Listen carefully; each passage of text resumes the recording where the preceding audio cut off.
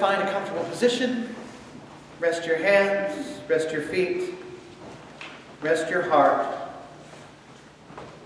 Take a deep breath and be at ease. As you breathe, consider the fact or the possibility that there are workings in this universe we do not understand. That there are things speaking to one another we cannot hear. Plans we are not aware of. Machinations behind the scenes of which we are not privy. Have faith in these moments. Think of all the places where the web intersects. The web of our existence. All in communication with each other. Things occurring at levels beyond our perception. And if love is truly at the center of all things, then we may take heart in the fact that they may very well be conspiring on our behalf. Give thanks to the web. Imagine your place within it. Listen for the vibrations. Be open to it. Be ready for it. Be comforted. Take one final breath and return.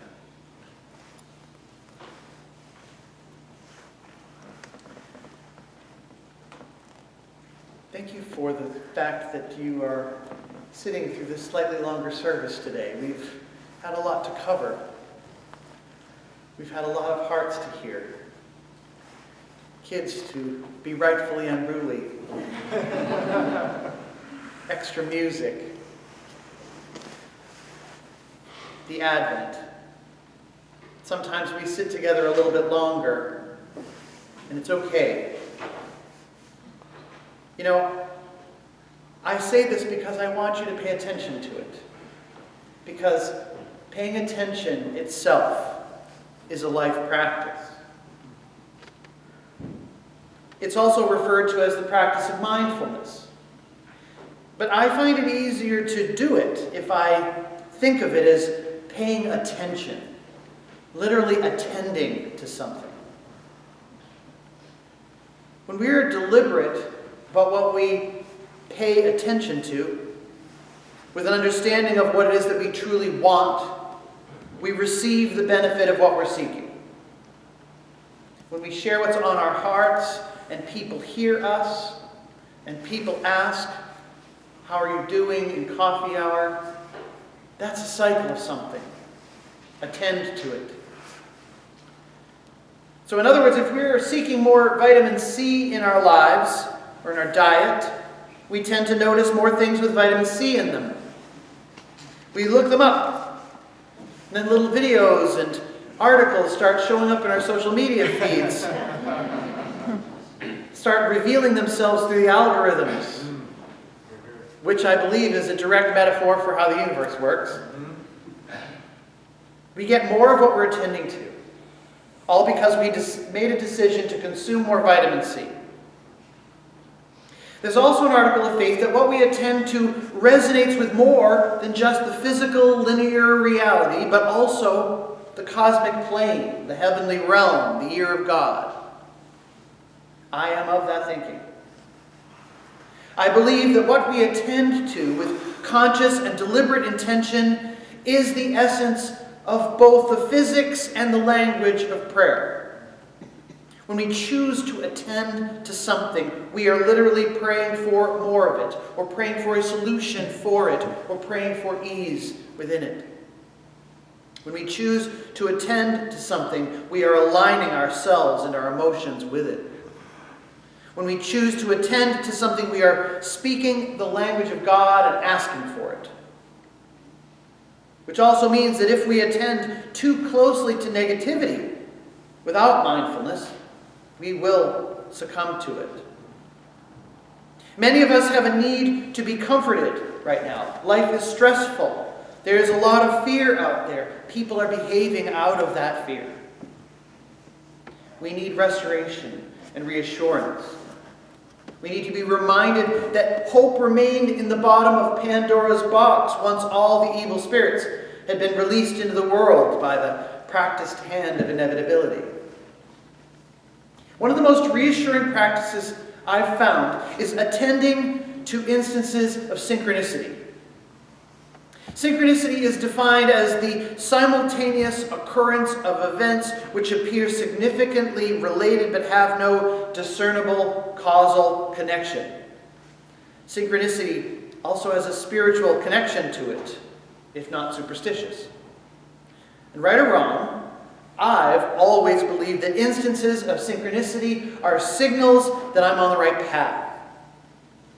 Whether it's just in the small space of an afternoon or in my life's work, it's a personal article of faith that God lovingly chucks me on the chin where I'm right where I need to be.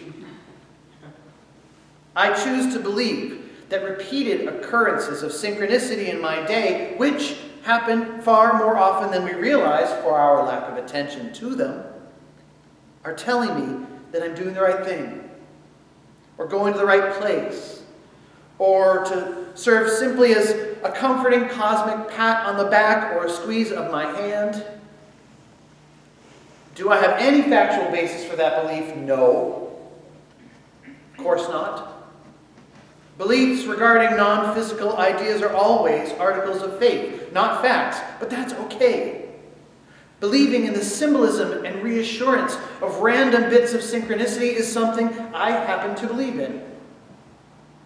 And it's the cornerstone, in my opinion, of the physics behind why people of faith tend to live longer.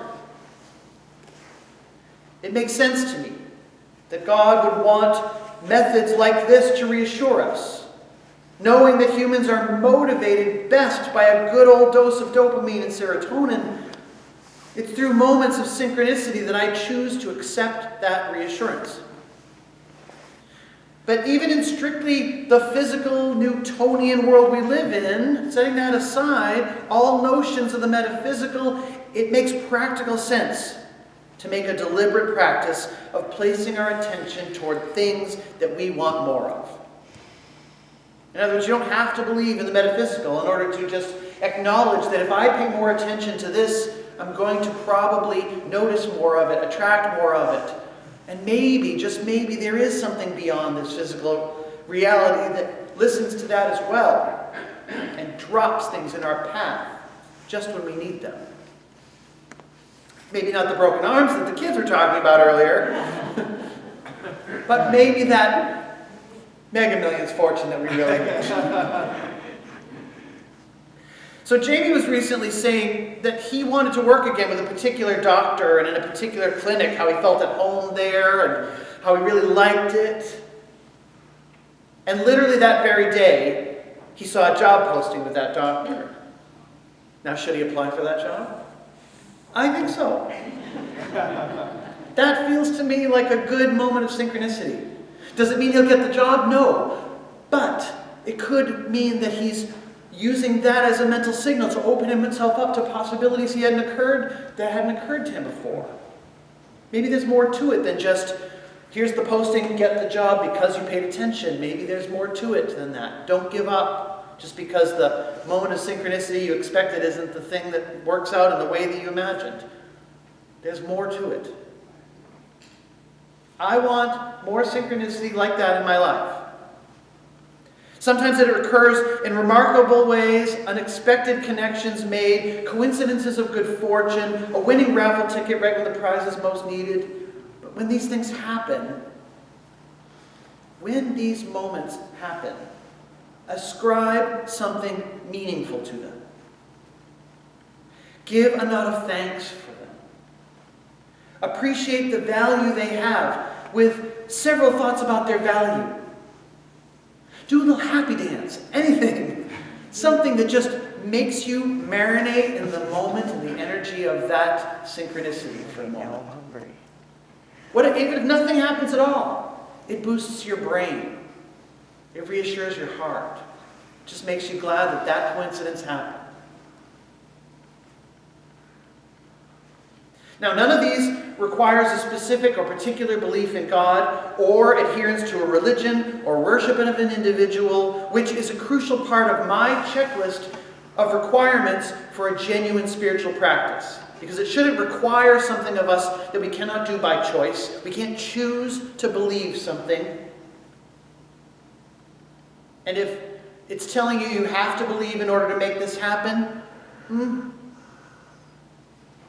if you have to be a part of a particular faith in order to make it happen, to me, if there is a God, and I do believe there is, it would not be sitting there going, well, unless you give me credit for it, I'm not giving it to you. So it should exist on its own, independent. If it really is a divine gift to us, these little life practice ideas, then they don't need to require anything of us in order to function, other than just to participate with them. Choose to see the miraculous in your life,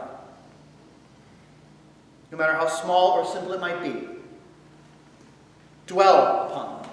Count them. Let synchronicity be a conduit of the universe into your ear, saying, well done. Keep going. I believe in you. Please rise for our close.